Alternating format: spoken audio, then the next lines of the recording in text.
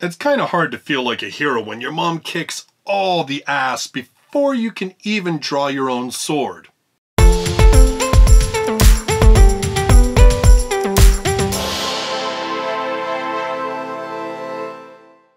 Hello everybody and welcome to this light novel review. I'm Justus R. Stone, and on my channel I cover all things light novels, news, reviews, countdowns of the most popular titles in Japan, and the light novel podcast is posted here as well. So if you love light novels or maybe you're just starting to get interested in them, you should consider subscribing. In this video I am going to be reviewing volume number 1 of Dachima Inaka's light novel series, Do You Love Your Mom? And Her Two-Hit Multi-Target Attacks. This one is released in English by Yen On. If you want to pick up your own copy, I do have links in the description down below to Amazon or the Book Depository. In Japan, this is an ongoing series with 6 volumes currently released, and they have, in the past couple of months, said that this is actually getting an anime adaptation, so that might be something that we'll see in 2019. Now, this story follows main character Masato, who has a bit of a strained relationship with his mom, Mamako. Yes, Mamako. In any case, he has become a teenager, but his mom still treats him like he's a 6-year-old kid. Not to mention the fact that it just seems strange to call her mom when she looks just as cute and young as his classmates. But it's their strained relationship that catches the eye of the government of Japan. Yes, for whatever reason, the Japanese government has decided that it needs to figure out a way to help strengthen the bonds between mothers and their children.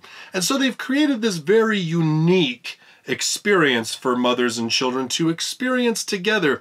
And they invite Masato and Mamako to take part in the beta test. When the two of them agree, they find themselves basically sucked into a computer, and they find themselves in a swords and sorcery type virtual fantasy world. Essentially, the goal is for the two of them to go adventuring together in the hopes that in their struggles they will bond and form a deeper and more meaningful relationship with one another. Although the game is kind of a funny thing because it seems very, very skewed to be in favor of the moms. And that favor is sometimes both a good and a bad thing.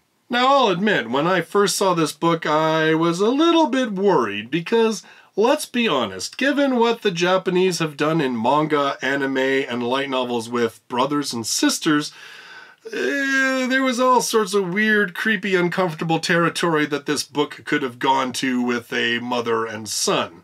Thankfully, this book establishes pretty quickly that this relationship is purely a parental-child relationship. Mamako is, in fact, the biological mother of Masato, so there's none of that whole "it's okay because we're not blood related" kind of thing that we see all the time. And it's very clear that their relationship, that is how they see it as well. Mamako, that's her son. That's all she sees him as, and the same and vice versa for Masato. That doesn't mean that for the audience, though, that the author doesn't constantly shove Mamako into titillating type of scenes.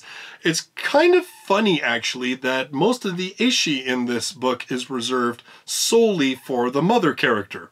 In fact, that's probably kind of part of the joke of this book, is that it's taking what is typically the realm of teenage characters in light novels and putting this adult female into that position. The game, instead of being your typical escapist power fantasy wish fulfillment type thing for teenagers, is much more geared to do that for a mother.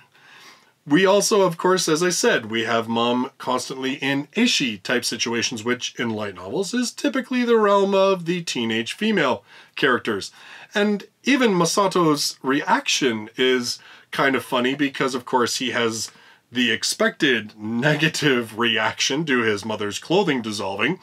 But what's actually really funny is that the one teenage female character who is introduced that appears to be kind of a love interest of Masato, when he catches a flash of her panties, or even at one point sees her naked, he just doesn't really react. He chooses to just kind of let it go because he realizes that probably nothing good is going to come if he says anything or does anything. He's just going to act like it didn't happen.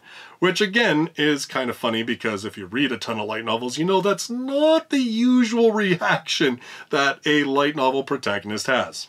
At its heart, this book is really about relationships between parents and children, and specifically, of course, mothers and children. As both a reader and a parent, I kind of appreciated that this book decided to allow for different types of parental relationships to happen.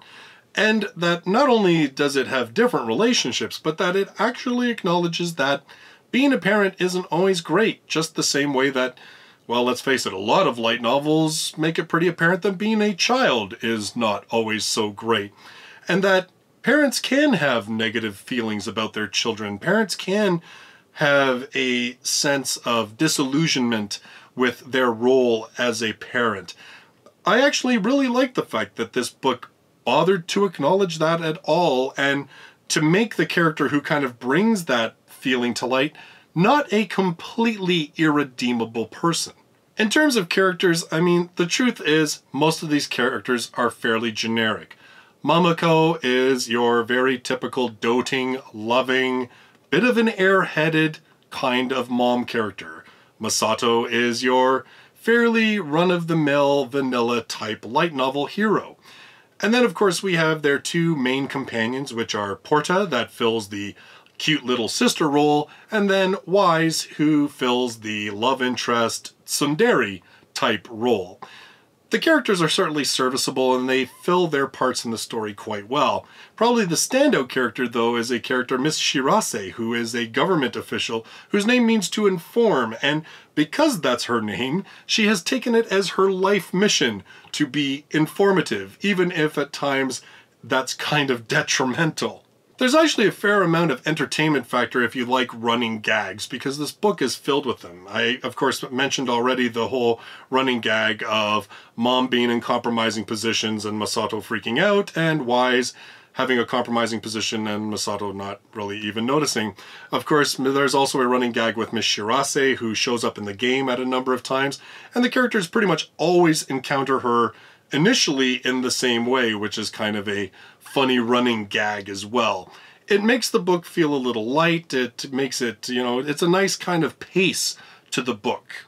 If anything, where this book kind of falls down is the fact that it also embraces the fact that it is a light novel.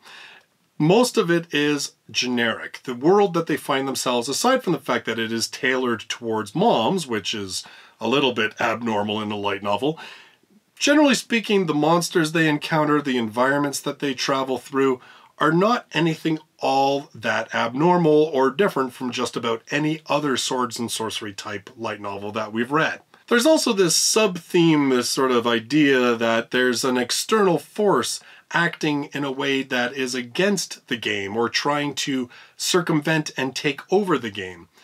It seems a little bit out of place with the rest of the book. I can understand why it exists, particularly because this is an ongoing series, so they're trying to create sort of a ongoing conflict that keeps the series going, but it just kind of didn't feel like it meshed, I thought, as well with everything else that had happened in the book. All those things aside, though, the one thing that really does set this book apart is the fact that it is about a relationship between a mom and her son. Specifically, of course, Mamako and Masato. And really, in terms of the character development, even if there isn't a lot of growth of Masato as a person overall, certainly where we're seeing growth is with his relationship with Mamako. And it's the same thing with Mamako and her relationship to him. We see the son starting to realize that his mom's really not so bad. And in fact, in a lot of ways, she's pretty awesome. And it's also the mom realizing that her son is growing up and that she can't always insert herself in every aspect of his life and that she has to let him be his own person. So that's really not something we see covered a lot in light novels, this whole parent-child relationship. In fact, if anything, in light novels, most of them are written in a way that absolutely does away with parents pretty much as quick as possible. They're either on some kind of business trip, or they died terribly, or, you know, they're just really horrible parents who never seem to check on their kids for some reason. Overall, this was a pretty light and entertaining read. There were a good number of times that I found myself smiling or laughing at some of the situations, and it was kind of nice to have this slightly different type of character development with the whole parent-child relationship than what we see in other light novels. I do think it suffers a little bit because of the generic aspect of it, and because sometimes it just seems to try a little hard to speak to that whole light novel audience. Although I do kind of wonder how teenage fans feel about the whole Mamako thing. And, you know, even taking a look at the merchandise for this series, it all features Mamako in, you know, a school bathing suit and a maid outfit and, you know, all the typical stuff that you would see teenage characters in. It's the mom instead. And I kind of wonder sometimes, like, as an older reader, I was almost kind of like, wow, it's a series that I can see that kind of imagery and not think, I'm damn near breaking the law. So I kind of wonder how people that are younger, that are used to being able to watch that kind of imagery and feel the same way, I kind of wonder how they feel about seeing a mom portrayed in that way. If you are a teenager or even early 20s, let me know in the comments down below how you feel about that. All in all though, not a bad book, nowhere near as cringeworthy as I actually thought it would be, and I liked it enough that I'll probably check out at least Volume 2 to see where the series goes. For my next review, I'm going to do away with the light and fluffy, and we're just going to go for the good old dark dungeon diving of Goblin Slayer. I'm going to be reviewing volume number 5 in my next review video. In the meantime, thanks for joining me in this video. I look forward to seeing you in the next one. Till then, bye-bye for now.